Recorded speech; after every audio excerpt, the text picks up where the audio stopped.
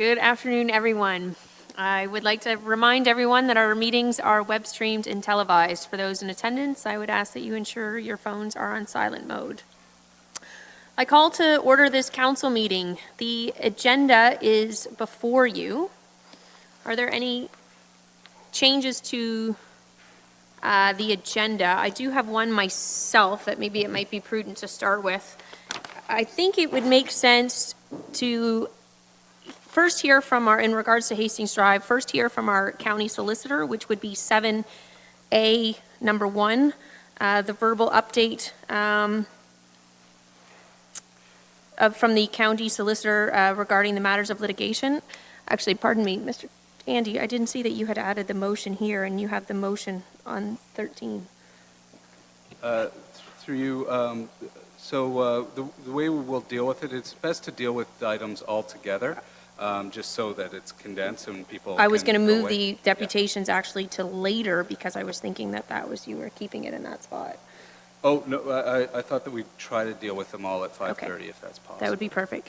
So the only change that I would like to change there then is that 7A, number 1, verbal update from the county solicitor regarding the matters of litigation be heard before Mary Weber's deputation so that we can have a better understanding of our solicitor's view going into the deputations in terms of asking questions and so on.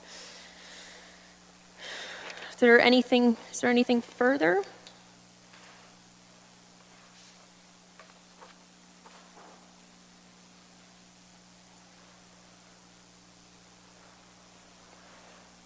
Councillor Marcelli?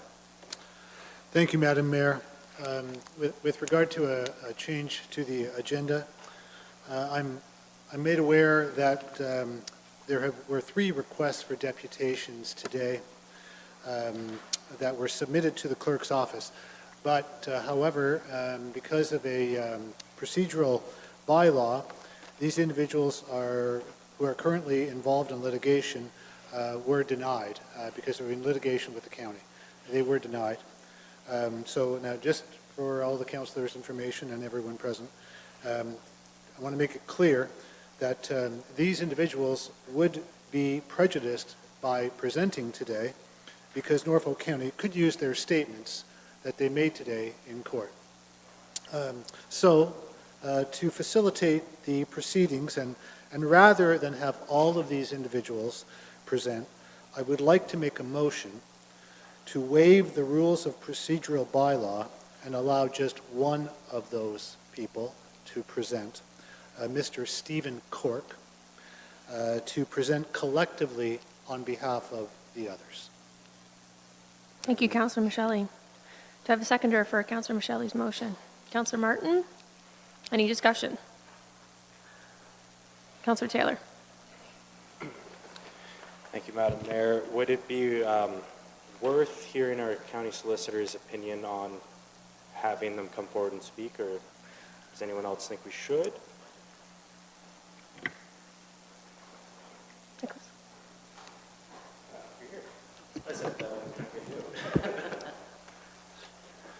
Good afternoon.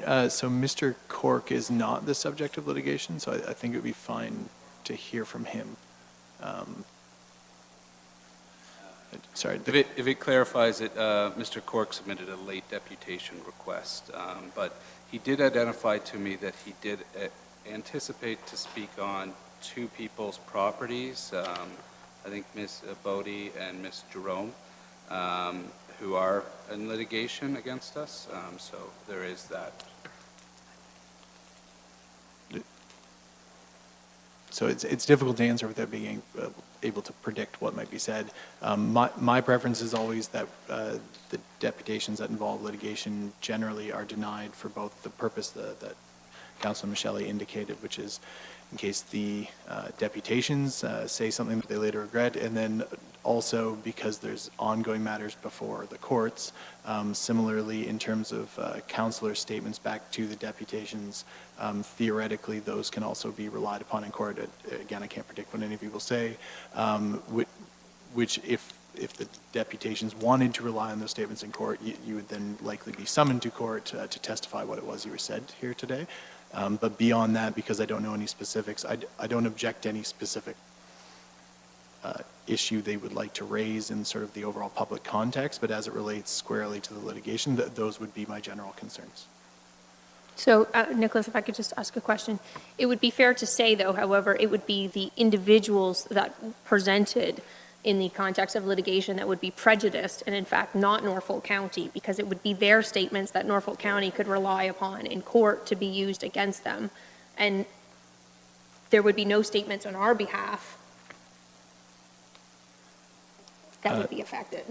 Thank you, Madam Mayor. So generally that would be correct because each individual councillor doesn't speak directly on behalf of the entire corporation. It's unlikely that the corporate entity could do something that could be relied upon, but individual members' views, if they were expressed as statements, individual members could be summoned to court because I can't predict what the opponent's court strategy would be. It's impossible to know. I'm just saying it's a possibility.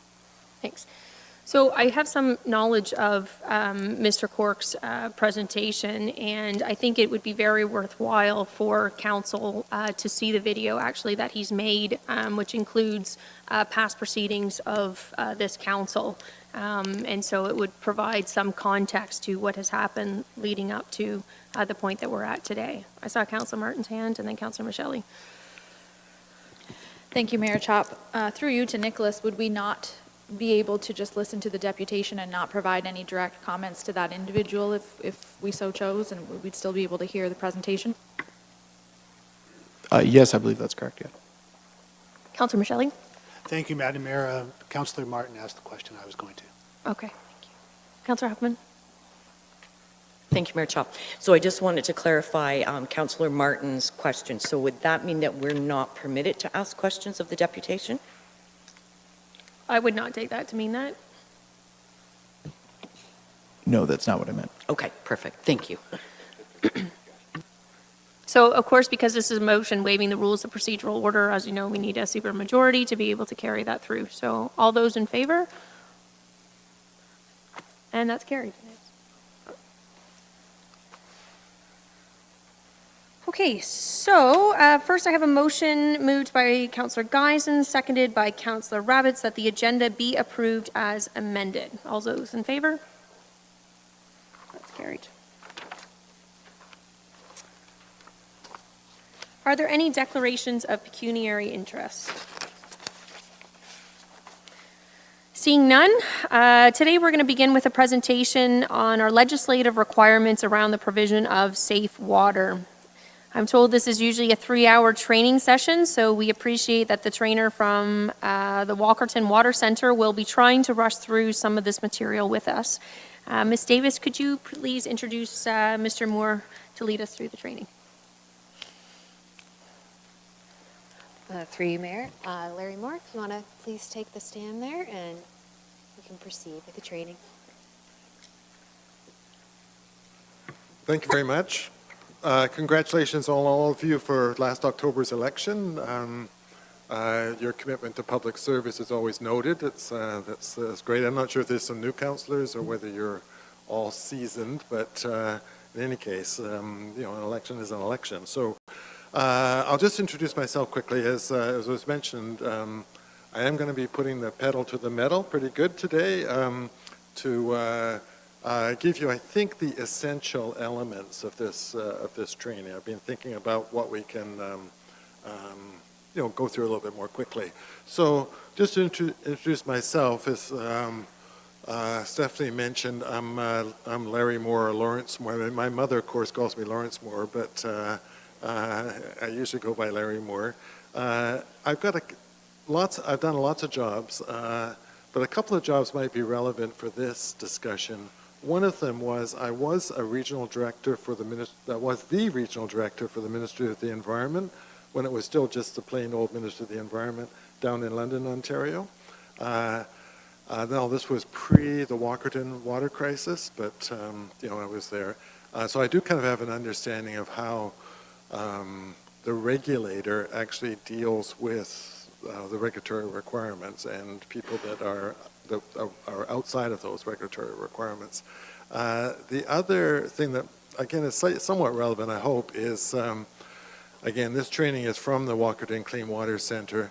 So at the time that this requirement, the standard of care, was actually included in the Safe, or brought into force in the Safe Drinking Water Act in 2012, I was the CEO of the Walkerton Clean Water Center, so I had a chance at that time to actually work with lots of other parties in terms of developing training and sorting out this whole approach to the essential information that councillors, mayors, and officials need in relation to the standard of care.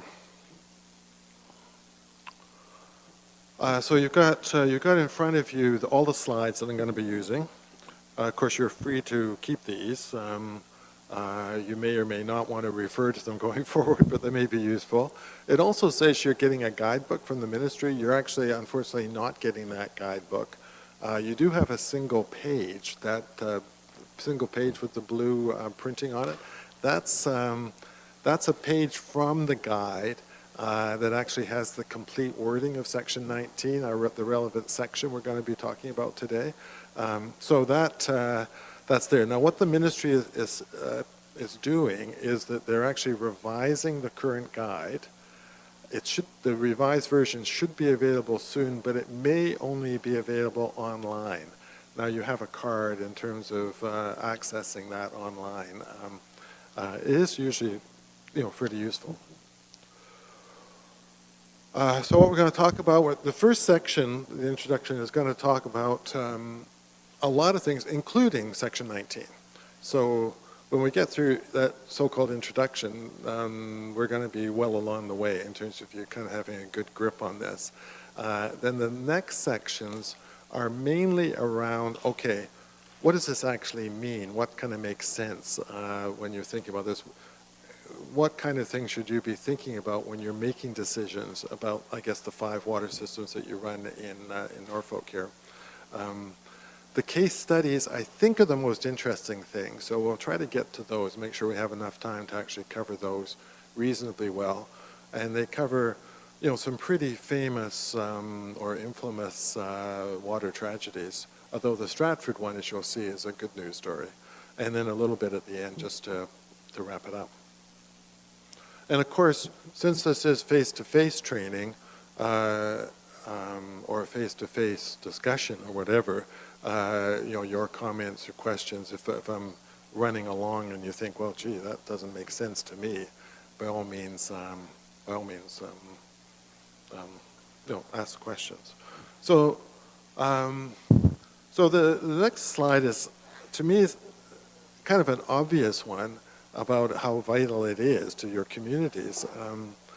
And I remember when I was, I've been a consultant for quite a bit too, and when I was a consultant, I had this assignment from a big utility to help them write their sustainability section for their utility, their water and wastewater utility. How would you describe the way we're sustainable? So luckily at that point I had a friend who was the Dean of Environmental Studies at York University. So I went to talk to him. Well, what does this mean, sustainability in the water sector? And the answer I got actually surprised me, because what he said was, look, sustainability, like a community, a municipality, is not sustainable at all if it doesn't have a reliable water and wastewater system. That's a core requirement of a sustainable community. So just write that.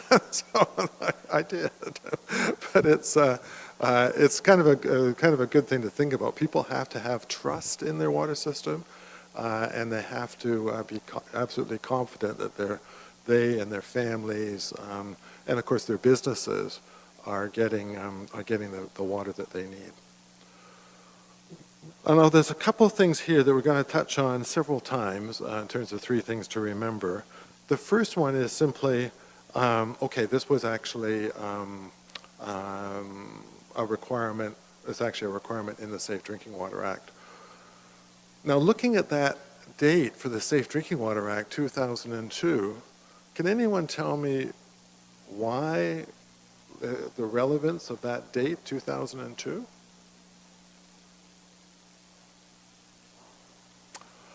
Well, that's right. So Walkerton was 2000, There was the inquiry by Justice O'Connor, and then really for the government at lightning speed, one of his recommendations was there be a Safe Drinking Water Act, and then at lightning speed we had a Safe Drinking Water Act just less than 2 years later. So yeah, it's your duty. We're going to talk more about some of the other details later. Now be informed. This one is interesting. We're going to talk about the specific provisions in Section 19, the statutory standard of care. But fundamentally, it means looking at reading materials you get from your utility, your operating authority, asking questions, maybe doing tours, that kind of thing. It doesn't mean that you have to become an expert or anything along that line, but it's just, be informed so when you actually are able to make decisions, you're confident that those decisions follow the information that you've been provided. And the last one is be vigilant. Most municipalities in Ontario have never had, that they know of, a drinking water issue. So it's natural, human nature to think, well, we've never had one. We've been around forever, and we've never had one. So why would I be expecting one to happen next week, next month, next year, next decade, next century? It's not the right way to think, because, I'm going to go over a few things to make that more clear. But it's very important not to drop into complacency around your drinking water system. I'm sure your utility managers and operators aren't being complacent about it always being safe. So it's very important to be thinking about still the risk that might exist. So aside from the standard of care, do owners have any? So you're considered owners, right? As council, do owners have any oversight responsibility? Any other oversight responsibilities related to their water systems? What do you think about that? Yes, exactly. And actually, I was at one council the other day, and one of the councilors said, well, you wouldn't be asking that question unless the answer was yes. That was quite right. So, no, exactly. Yeah, you figured it out. Yeah, so, so there's, right from the beginning, so standard of care provisions were brought into force at the end of 2012. But right in 2002, with the Safe Drinking Water Act, Section 11 was brought into force. So Section 11, that basically just lays out the fundamental legal responsibilities for both the owner together with your operating authority that's also here. And the requirements are pretty basic, because basically all of these requirements here are also set out elsewhere in the regulations under the Safe Drinking Water Act, but it just makes it clear that owners and operating authorities have to actually make sure that these are met. So I don't think there's really anything here that's significantly different. The one point I might just highlight is bullet 3 about the staffing and supervision. This is sometimes a challenge for owners to make sure that they actually are staffed and supervised appropriately. Any kind of significant change at the top especially at the top of a water utility, or a very experienced operator of a water utility, is a significant issue to make sure that those are filled properly. Okay, now we actually get to talk about Section 19. So what I'd like you to do is take your single page that you have in front of you, your blue page, and we'll, if you don't mind, rather than going off the slides, I think it's better to look at this directly, the actual wording. So this is the statutory standard of care is set out in Section 19. So it starts off by saying each of the persons listed below, basically in subsection 2, but we'll get to that in a sec, they shall exercise the level of care, diligence, and skill in respect of a municipal drinking water system that a reasonably prudent person would be expected to exercise in a similar situation.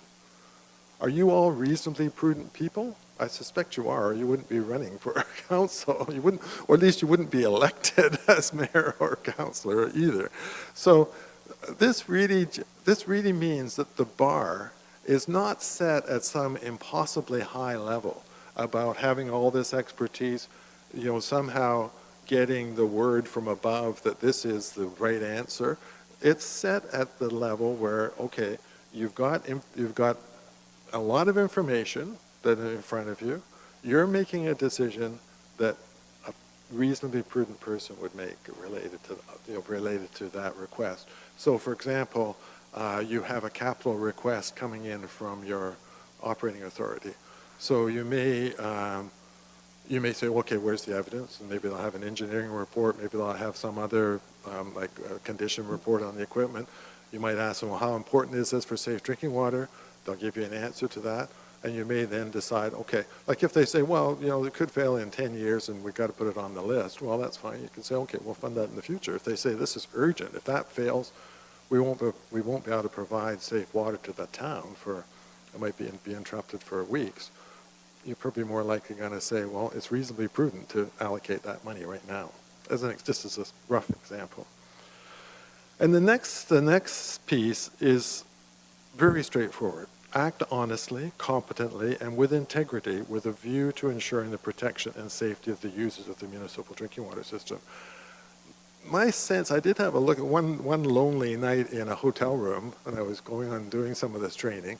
I had to look through the Municipal Act. It's quite long, lots of sections. But you're basically required to act like this all the time, right? Like it's not just in relation to municipal drinking water. And I also noticed there that you have immunity against a fairly wide-ranging immunity against prosecution, right, under the Municipal Act. But there is a little caveat to that, and that caveat is as long as you act in good faith. So that's the same as this, really. Like if you acted dishonestly, if you acted incompetently, if you acted in a way that actually benefited you in some way, that would be acting outside of that's not acting in good faith, right, as you all know. So the people that actually are covered by this are the owner, and in this case, that's that would be defined by mayor and council. And then the second one, this is an unusual one, but it is possible for council to actually establish a separate corporation. I think a few places have done this. I think Innisfil has done it, and maybe a couple others. So they've actually passed the ownership of their water, maybe their wastewater utilities, to a separate corporate. So they set up a separate corporation to run this.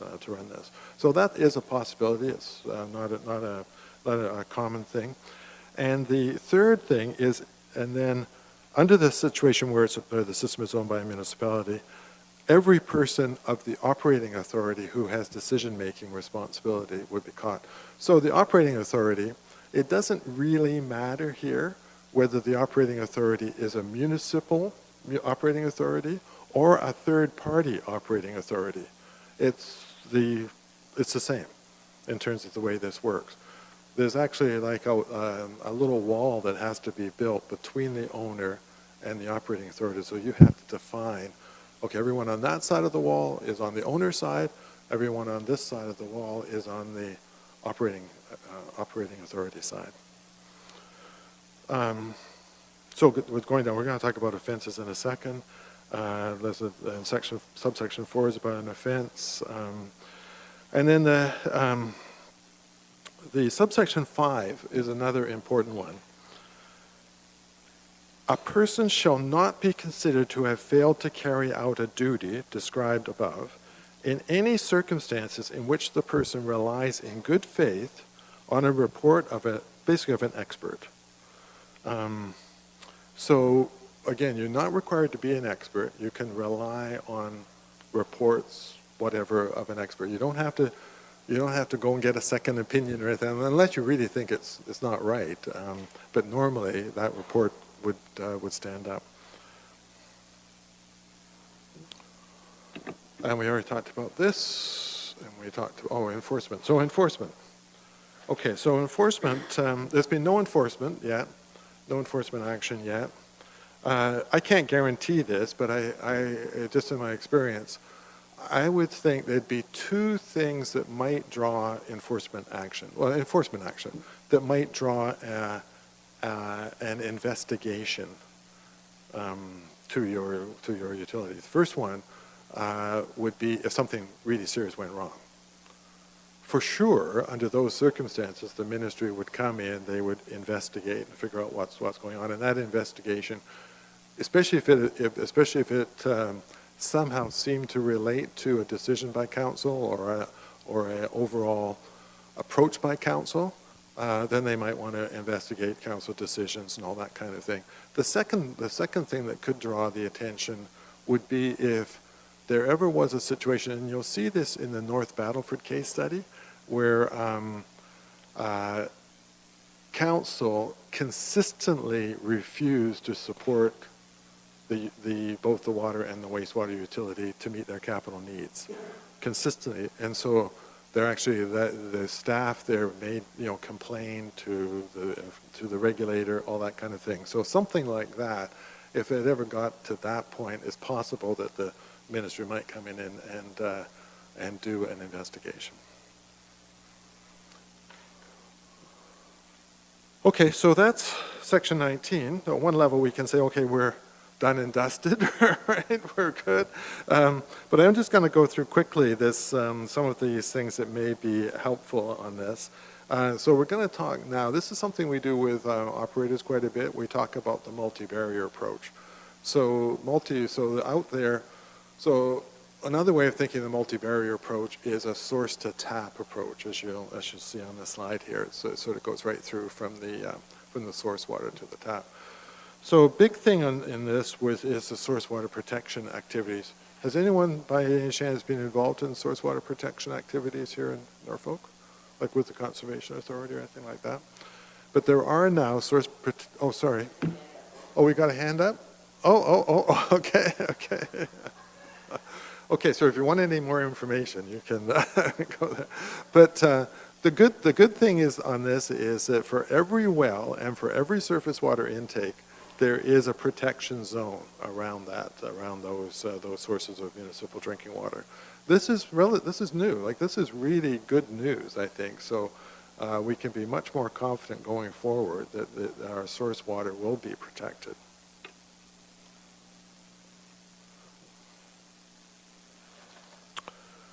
Again, there's lots of information available to you in the Source Protection Atlas. And there's been inspectors, risk management officials. There's quite a few people that are working in this area, source protection. That's all pretty new. So then after the source, there's treatment. So source water, usually surface water plants are treated in a much more sophisticated way than groundwater plants, but it depends on various circumstances. What you're really trying to do with treatment, well, you're trying to do two things with treatment. First of all, you're pumping water. Like the very first water plants built were built to fight fires, like in cities in Europe and North America, I think even in Asia. They were built to pump water to fight fires because cities were made out of wood and they were burning to the ground on a startlingly frequent number of times. So it didn't take long before people said, hey, I can tap into that pipeline and get some water for my house, right, for my cooking and all the rest. So those evolved into systems that do both. They fight fires and they provide municipal drinking water that's used for homes, businesses, all the rest, right? And the biggest job then became, as soon as it became used as drinking water, the biggest single thing that you have to do in treatment is to inactivate and remove pathogens. So what they're really doing is they're removing all the particles that come in, or almost all the particles that come in. Some of those particles are microorganisms, and some of those microorganisms are pathogens, right? Human pathogens. So it's yeah. So that's the crucial work of treatment. And then distribution. So with distribution, that's about the least glamorous part of any kind of system. It's even less glamorous, I would say, than a wastewater treatment plant, because the pipes are all underground. There's nothing to see, right? Except an occasional hydrant popping out, right? It's, but of course, there you can get contamination. You can get breaks. You can be losing a lot of water, all of that kind of thing. So it's a very important place to focus. And I've seen quite a few utilities where the water leaving the water treatment plant is in fantastic shape. But by the time it gets out to the customer, especially the last customer out there in the distribution system, it's not so great, right? So this is a place where the water will tend to degrade over time. Monitoring, so monitoring, there's all sorts of requirements for monitoring under the Safe Drinking Water Act. You don't really have to worry about those because they're all being met. If they're not being met, you can be sure that the ministry inspector that inspects every water treatment plant every year will be saying in their report, I didn't see this, I didn't see this, this is a non-compliance, so they'll be all over this. So those requirements are set out very, very clearly. So there's even some plants, especially where they have lots of storage, where you can actually shut down the plant if, for example, chlorination fails or something like that fails. So you shut down the making of water, and then the storage will still provide water out to the community, right? Management, you'll see in the case studies that management's a big issue in terms of things actually going wrong. And one very important, relatively new element of management is something called the Drinking Water Quality Management Standard. Now this is a system. So what actually happens is the requirement is set out in the Drinking Water Quality Management Standard that's very much like an ISO standard, like an ISO 9001 or 14001, that kind of thing. It's very much along that line of a quality management standard. And then your operating authority, that sometimes I've been using the water utilities interchangeably, but your operating authority has to produce a drinking water quality management system to meet this standard. And that system that your operating authority produces is documented in something called an operational plan. So I understand that your operating authority is going to bring forward to council tonight, right, for your continued ongoing endorsement and commitment to that operational plan. So that's actually coming to council tonight. And that system is a crucial part of making sure that 365 days of the year, 24/7, you've got water that meets all requirements.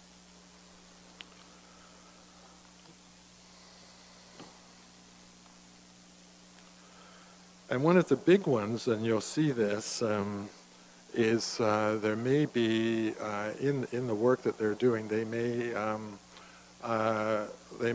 say, for example, they're having challenges maintaining their system, or they're having challenges with getting effective internal auditing done, all that kind of thing. So some of those, I don't know what may come forward, what we could see.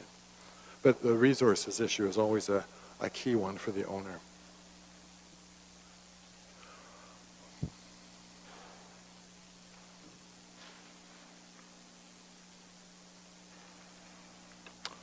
Okay, so we're going now to risk management. So this will speak a little bit to some of the risks that are out there. And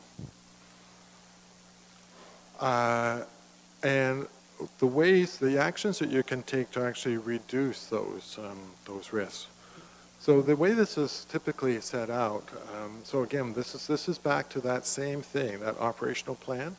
So that's the document, that's where the drinking water quality management system is documented. So it will include for you information about the source. It'll describe the system, and that's actually pretty important because quite often the systems have interties or maybe like a connection to like a trailer park or some other connection where risk might be introduced, right? So it's really important to have a good look at the system description. And another very important element is something called, is the element called risk assessment. Now the risk assessment thing is complicated. The way it's set out in the standard is quite a complex way of doing risk assessment. It's made, it's provided quite a bit of work within water utilities and for consultants to actually do this risk assessment process.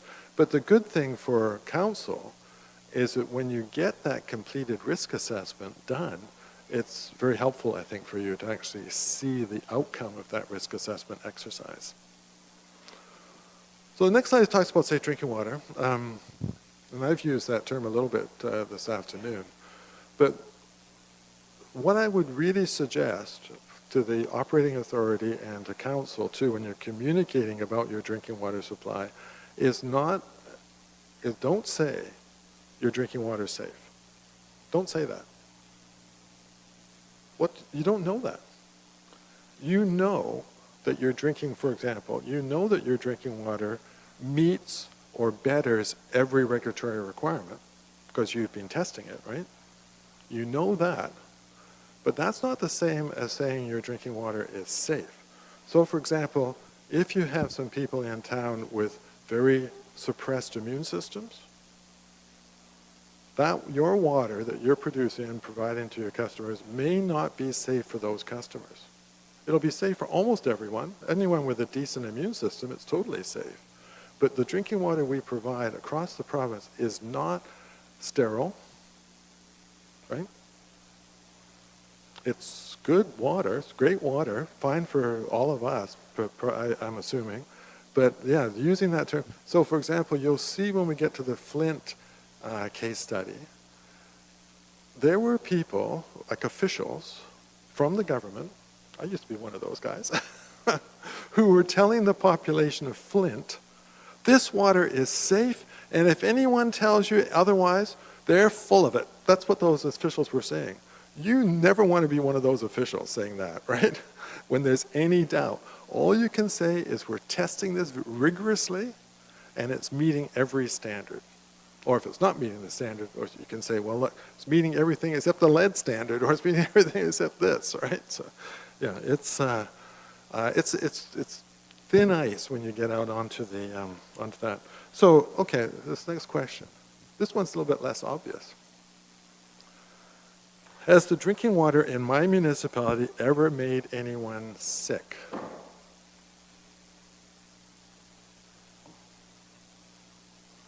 What do you think about that?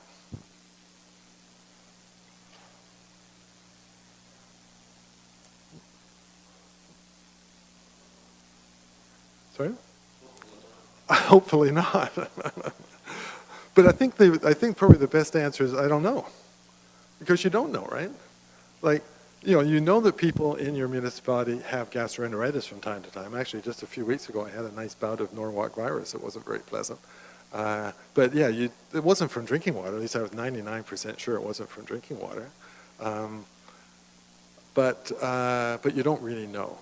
You haven't had a reported outbreak. Like public health has never, communicated that there's actually been a drinking water outbreak.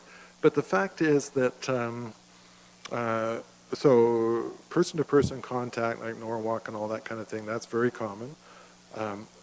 Obviously, food is very important for gastroenteritis.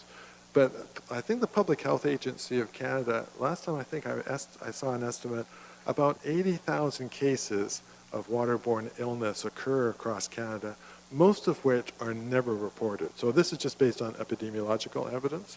But yeah, it's likely not zero, but it hasn't been reported. So this next chart is a little bit of an exaggeration. So what it's showing underneath that bottom dotted line, That's what's called an endemic rate of illness that you'd expect. So it would be for an area like yours, this would be extremely low. But then the big jump up there, that would be an actual outbreak, right? That's assigned to drinking water. And of course, the way that's assigned is that public health will see, increased sales of antidiarrheal drugs. They'll see people reporting to hospital in distress. And then they can do a pattern of illness to see where the people are living. And from that pattern of illness, they can see whether it's likely foodborne, in other words, everyone went to that picnic or that wedding or whatever, or it's waterborne in terms of it being maybe in a part of the community that's supplied by a certain well or a certain water source. And then after that, it goes back to the endemic rate, and then there's another peak. But that one's below the peak where public health would get involved. So that could be an undetected outbreak that's not reported. And we think actually in Walkerton, for example, that there actually were a number of those undetected outbreaks before the actual event. That was the sense that people got at the Walkerton outbreak. So the way your operating authority does the risk assessment, a core part of it is to identify hazardous events and hazards. So just as a simple example, a hazardous event could be a really heavy rainfall. So that heavy rainfall, so we've got a couple of surface water plants, that very heavy rainfall could bring down more particles to the intake. Some of those particles, again, could be pathogens, right? So that's the hazard. So the hazardous event is the rainfall. The hazard is an increase in the pathogen loading coming into your drinking water plant. Now your plant is designed to remove or inactivate those, but again, there's a limit, right? So there still could be an event. So what you do, you take the hazardous event, you think about all the management strategies that you have in place to control those events, and then you end up with a risk score that's based on the likelihood of the event and the consequence of the event. You get a risk score. And those ones with the high risk score that aren't being well managed and maybe could increase in the future, that can be an issue going forward. The ministry actually has come out, I guess in the last year or two, they came out with a list of things that must be considered in a risk assessment, and one of them is one that might be on your mind, and that's that you have to think about climate change as part of your risk assessment. There's actually a whole list of things you have to consider in your risk assessment. So a few guiding principles for this. One of them, you want to make sure that you're dealing with pathogens that are risk. Actually, it was funny. I had a little time this morning. That was a wonderful luxury at the hotel. And when I was there, public health came in and actually took a sample of the pool, and they were testing for cryptosporidium. That was interesting because that's one of the pathogens we're going to touch on today. And again, the very last point here. Good risk management requires informed decision making, and again, for you can depend on experts, including experts from your operating authority. Now, what about this one? Are there pathogens in the untreated source water for my drinking water system? Yes, yes. Yeah, so even your wells, even secure groundwater, may have viruses that are still viable. So, a lot of people that are on wells, their own private wells, will drink that water, and they'll be fine because, of course, they'll build up immunity over time, right? Their whole family. But there still can be viable viruses. And then surface water plants, they can have a range of potential pathogens. So there can be bacterial pathogens, viral pathogens, protozoan pathogens, like the one I just mentioned, cryptosporidium, and even fungal pathogens can be present in surface water. So again, in terms of pathogens, the fact is pathogens are everywhere humans and animals are found. So I think they've even found pathogens on glaciers and all that kind of thing. You know, the people out in BC, they chain themselves across the road to prevent chlorine delivery to water treatment plants. But the fact is, there are pathogens in those nice crystalline mountain streams coming down to their towns, right? It's so they're always there. Now there are, of course, other risks like chemical risks, and you'll see with Flint, Michigan, that was mainly a chemical hazard that they were facing. So it's a quick summary of a few key ones. So norovirus, Norwalk virus falls in that group. So it actually can last in water for quite a long time. You don't really think about being a waterborne pathogen, but it generally can be killed with chlorine. So it's normal water treatment will not allow norovirus to get to you. And then the next two, Campylobacter and pathogenic forms of E. coli. So those are bacterial pathogens, quite common, certainly common from cattle and other livestock, and from people for that matter. So they can last in water for like a week or two. But the good thing about these pathogens is that they're very susceptible to chlorine. So these are the ones that were found in the cause of the Walkerton water tragedy. So it's really kind of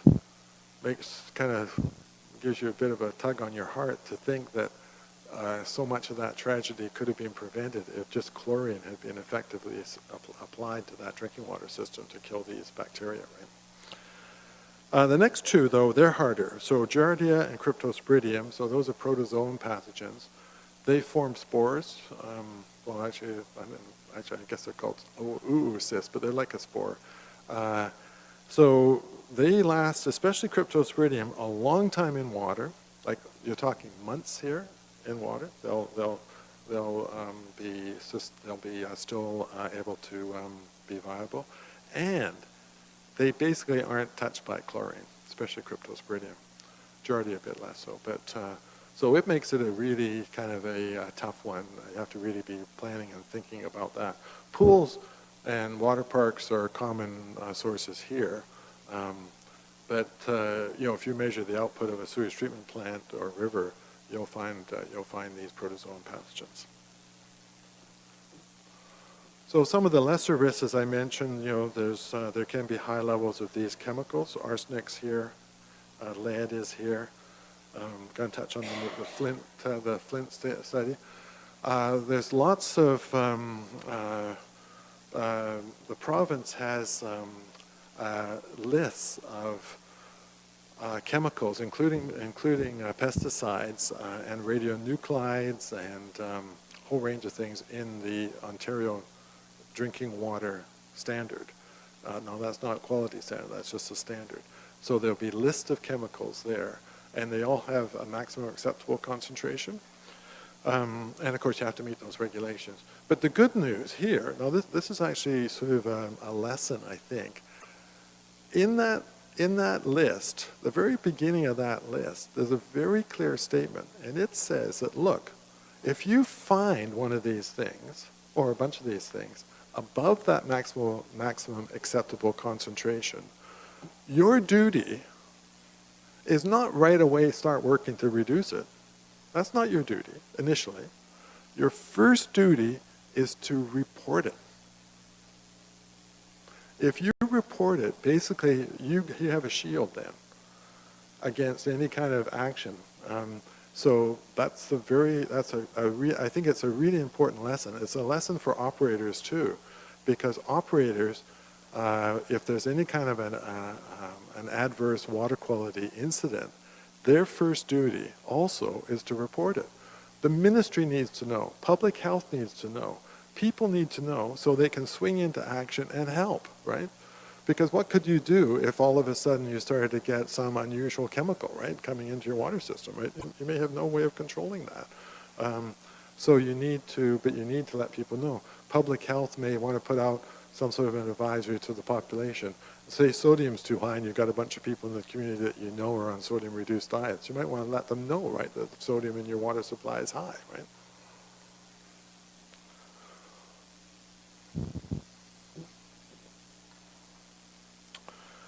So we already talked about these multiple barriers. Again, it just reduces that risk down to the lowest reasonable level.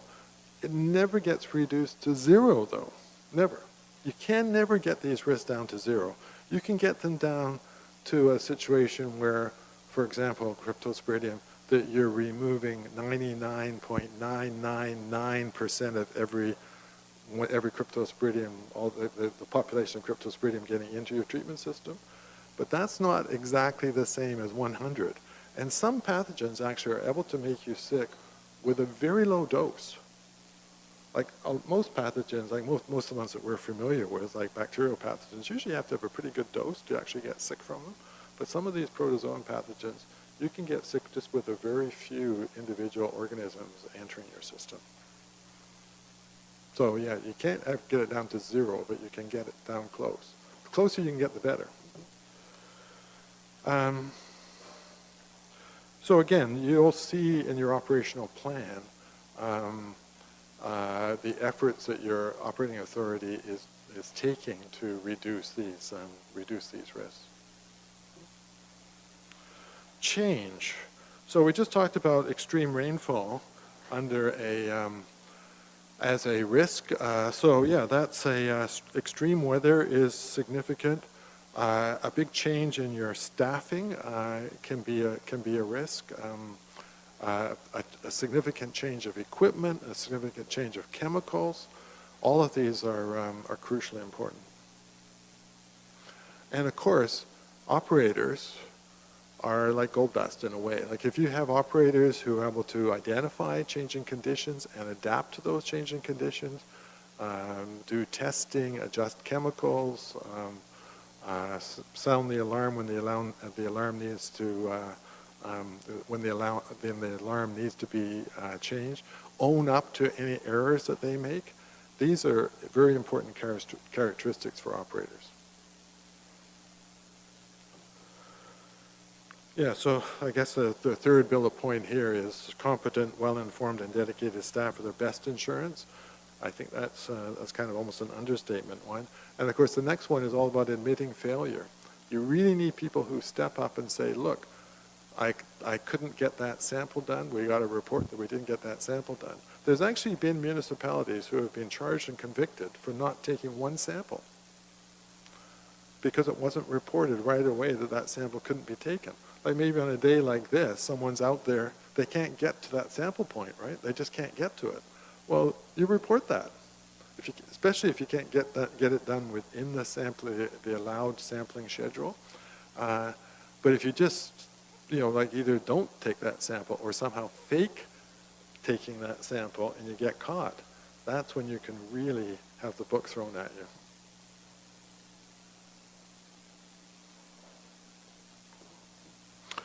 Operator training is a big thing in the province of Ontario. Unlike most professionals, water operators have to be recertified every 3 years, and they actually have to take a one-day course, a mandatory course that changes in cycles, and they have to pass the exam. If they don't do that, they're not water operators anymore. It's very stringent. Where the heck did that all come from? All happened after Walkerton. So Stan Cable was the manager of the Walkerton water system. It's on the stand. He's asked by one of the attorneys, Stan, did you know that municipal drinking water could make people sick or maybe even kill them? And what do you think his answer was?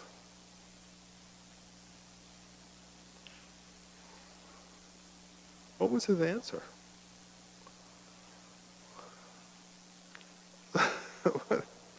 His answer was no. He said no. How can you say no to that question? But he actually said no. This is an experienced person, attended all sorts of conferences, all sorts of events, all that kind of thing, was was a respected member of the community and all that. You all know that right now, well, in the world, right now, since I began talking, hundreds of people have died from waterborne disease, right? Hundreds. Like it's 1 every 10 seconds, right? Approximately, the way it works out. Waterborne illness, it's a little bit different, a little bit of a different statistic, but you all knew that water could kill people, right? Probably when you were like, what, 7, 8 years old or something along that line, right? So you'd think you'd bring that knowledge into your job and think, well, yeah, there can be things that are really bad here, right? So we've got to deal with that. So after that, so this is again Justice O'Connor's inquiry, right? So after that, very strict training requirements were put on because Justice O'Connor said no operator in the province of Ontario will ever be able to say no to that question again. It's quite right.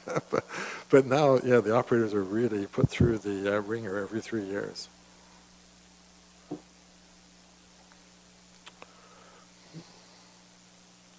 The next one is just about this whole issue of accountability. It's very important to be able to identify something unusual and then taking action to deal with it, not trying to cover it up, hide it. It's much better, for example, to tell the ministry that something's going wrong than to, again, try to cover it up. You'll have consumer complaints, I'm sure, coming in, across the county. I don't know how many come in. But the person that takes those complaints is a very important person because some of those complaints may be things your operating authority will want to act on right away. Some others, maybe not so much, right? But finding someone that can actually differentiate there is an important piece. And I'm not sure whether those come into public health initially or however they come in. Documentation. So you've got today. You've already got your sign-in sheet, and later, you guys are lucky enough to actually have a test. That'll be fun. No one has ever failed to test. One of the reasons why no one's ever failed to test is actually because you actually mark it yourself as part of the learning. So it's yeah.